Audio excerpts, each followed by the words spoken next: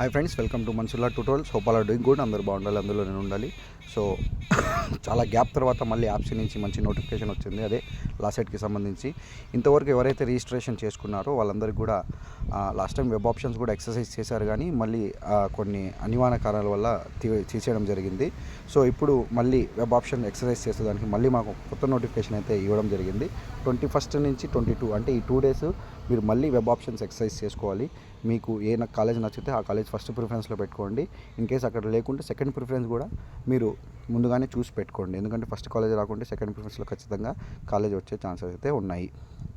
ఒకవేళ ఇది మీరు మళ్ళీ చేంజ్ చేసుకోవాలి వెబ్ ఆప్షన్స్ అని అనుకుంటే 23న చేయండి. ఒకవేళ ఫస్ట్ టైమే చేసుకున్నట్లయితే ఫ్రీజ్ చేసి సేవ్ చేసేయండి.